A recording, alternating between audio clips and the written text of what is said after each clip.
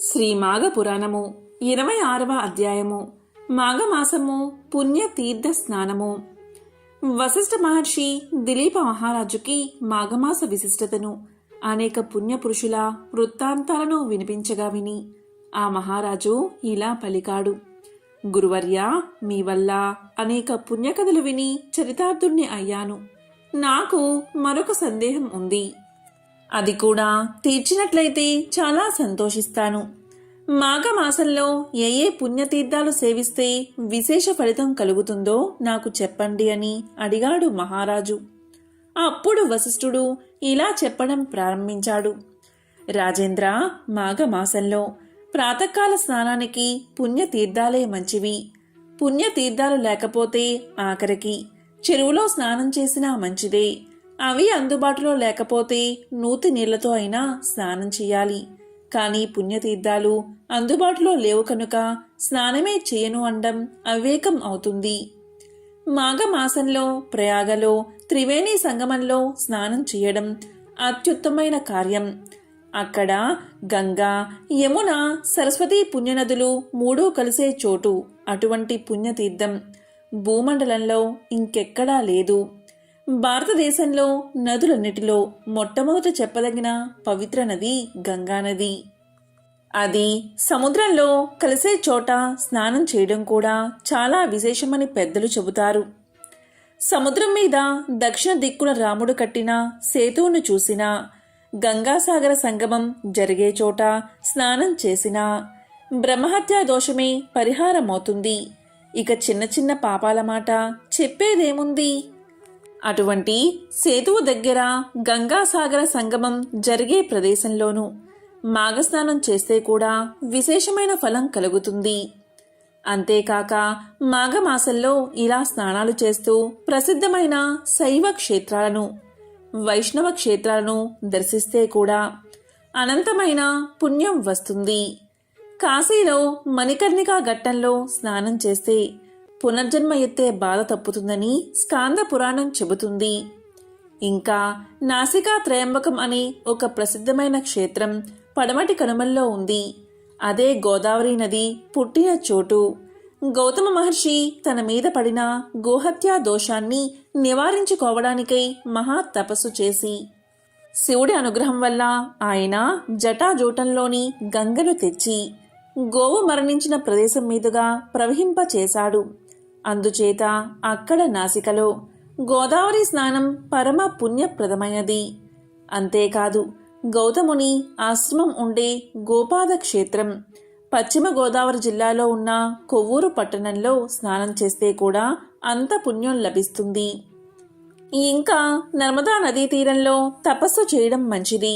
గంగా నదీ తీరంలో మరణించడం మంచిది, అంటే కాశీలో మరణించడం మంచిది. కురుక్షేత్రంలో దాన ధర్మాలు చేయడం మంచిది. గౌతమి నదీ తీరంలో ఈ 3 పనులు విశేషమైన ఫలితాన్ని ఇస్తాయి. మన దేశంలో ఎన్నో పుణ్య నదులు ఉన్నాయి. వాటి ఒడ్డున ఎన్నో పుణ్యక్షేత్రాలు ఉన్నాయి. నదులు, వాటి పవిత్రత్వం ప్రధానంగా ఉన్న ప్రదేశాలను పుణ్యతీర్థాలు అంటారు. నదులు లేకపోయినా దేవుడు, అతని మహిమ కలిగిన ప్రదేశాలను పుణ్యక్షేత్రాలు అంటారు. అటువంటి తీర్థక్షేత్రాలను ఈ పర్వదినాలలో ఒక్కసారి తలుచుకుని నమస్కారం చేసినా మహాపుణ్యం లభిస్తుంది. కొన్ని పుణ్యతీర్థాలు, క్షేత్రాలు కూడా కలిసిన ప్రదేశాలు ఉంటాయి. అలాంటివి మన దేశంలో కాశీనగరం, శ్రీరంగం, రామేశ్వరం, బాసరా, శ్రీశైలం మొదలైనవి చాలా ఉన్నాయి. మన దేశంలో ఉండే పవిత్రమైన నదులు గంగా, గౌతమి, నర్మదా, యమున, సరస్వతి, కృష్ణవేణి, బాహుద, భీమరది, తుంగభద్ర, రేణుక, మలాపహారి, కావేరి, కృతమాల, తామ్రపర్ణి, విశోక, కౌశికి, గండకి, వశిష్ఠ, ప్రవర, సరయూ, పల్గుని, కరతోయ, ప్రణీత మొదలైన నదులను ఎక్కడి నుంచి తలుచుకున్నా మన పాపాలు నశిస్తాయి. అయోధ్య, మధుర, మాయ, కాశీ, కంచి, హవంతిక, పురిద్వారవతి చైవ సప్తైత మోక్షదాయిక. మాయ అంటే హరిద్వారం, అవంతిక అంటే ఉజ్జయిని, పురి అంటే పూరి జగన్నాథస్వామి క్షేత్రం, ద్వారవతి అంటే ద్వారక. ఈ శ్లోకంలో చెప్పబడిన 7 నగరాలు తలుచుకున్నంత మాత్రానే మోక్షాన్ని ప్రసాదిస్తాయి. ఇలాంటివి ఎన్నో పుణ్యక్షేత్రాలు మన పవిత్ర భారతదేశంలో ఉండి తలుచుకున్న వారి పాపాలను నశింపచేస్తూ ఎంతో ప్రసిద్ధి పొంది ఉన్నాయి. ఈ పుణ్యతీర్థాలను క్షేత్రాలను స్మరిస్తూ ఉంటే అక్కడి దేవతామూర్తులు వారి మహత్యాలు జ్ఞాపకం వస్తాయి కదా. అది కూడా మానవ జీవితానికి పరమార్థమే కదా. సరస్వతీ నదీ తీరాన ప్రభాస తీర్థమున్నది. ఆ తీర్థస్మరణ మాత్రం చేత బ్రహ్మహత్యాది మహాపాతకాలు నశిస్తాయి అంటారు. దీనికి ఒక ప్రాచీన పురాణ కథ ఉంది, చెబుతాను విను. పూర్వం నారాయణుడి నాభి కమలంలోంచి పుట్టిన బ్రహ్మకు స్వయంభూ అయిన పరమేశ్వరుడికి 5 ముఖాలు ఉండేవి. బ్రహ్మ పంచముఖాలకు పేర్లు లేవు, కానీ పరమశివుడి పంచముఖాలకు పేర్లు ఉన్నాయి. శివుడి తూర్పు ముఖానికి తత్పురుష ముఖమని, దక్షిణ ముఖానికి అఘోర ముఖమని, పశ్చిమంగా ఉన్న ముఖానికి సత్యోజాతమని, ఉత్తరంగా ఉన్న ముఖానికి వామదేవ ముఖమని పేరు. ఊర్ధ్వంగా ఉన్న ముఖానికి ఈశాన ముఖమని పేరు.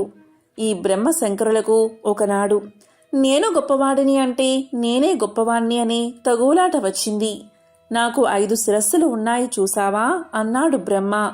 నాకు 5 శిరస్సులే ఉన్నాయి, కానీ నాకు 5 ముఖాలలో 5 మూళ్ళు 15 కళ్ళు ఉన్నాయి చూసావా, అందుకే నేను గొప్పవాణ్ణి అన్నాడు శివుడు.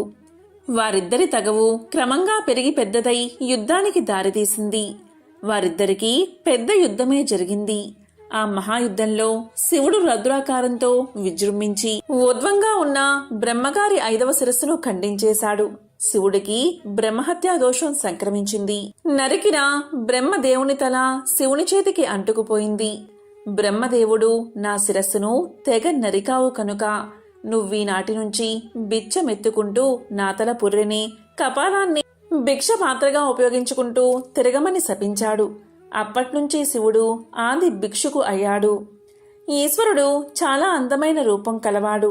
అతడు బదరికా వనంలో మునుల ఆశ్రమాల దగ్గరకు వచ్చి భవతి భిక్షాందేహి అని అడిగితే ఆ ముని భార్యలు బిచ్చం వేయడానికి వచ్చి అతని సుందర ఆకారాన్ని చూసి మోహభ్రాంతులై శివుని వెంట పోతూ ఉండేవారు. అందులోనూ ఈశ్వరుడు దిగంబరుడు కదా. మునులంతా నువ్వు వస్త్రాలు ధరించి భిక్షాటనకు రమ్మని కోరారు. కాని శివుడు వినిపించుకోక దిగంబరుడుగానే వస్తూ ఉండేవాడు. మునిపత్నులు అతన్ని చూసి వెంట పడుతూనే ఉండేవారు. ఇది చూసి సహించలేక మునులందరూ నీ లింగం భూమి మీద రాలి పడిపోవుగాక అని శపించారు. అంతే, శివలింగం నేల మీద పడి 1000 సూర్యుల కాంతితో ప్రకాశిస్తూ ఉంది. దాన్ని చూసి శివుడు విచారపడి ఆ మునుల్ని చూసి ఇలా పలికాడు, మీ అందరికీ జ్ఞాన ప్రదాతను నేనే. మీ తపస్సులన్నీ నా అనుగ్రహం లేనిదే ఫలించవు. ఈనాటి నుంచి త్రిలోక వాసులు ఈ లింగాన్నే పూజించాలి, అప్పుడే నా అనుగ్రహం మీకు కలుగుతుంది అని శాసించాడు. మునులు భగవంతుణ్ణి శపించినందుకు పశ్చాత్తాపపడి ఆ శివలింగాన్ని గంగాజలంతో అభిషేకించి శివుడి అనుగ్రహాన్ని పొందారు. శివుడు బ్రహ్మ కపాల క్షేత్రానికి వెళ్ళగానే చేతి నుంచి బ్రహ్మ శిరస్సు ఊడి అక్కడ పడి అదొక పుణ్యస్థలం అయ్యింది. అక్కడ్నుంచి శివుడు ప్రభాస తీర్థానికి వెళ్ళి అక్కడ ఆ తీర్థంలో స్నానం చేసి బ్రహ్మహత్యా పాతకాన్ని పోగొట్టుకున్నాడు అని వశిష్ఠ మహర్షి దిలీప మహారాజుకు చెప్పాడు. శ్రీ మాఘ పురాణము 26వ అధ్యాయము సంపూర్ణం.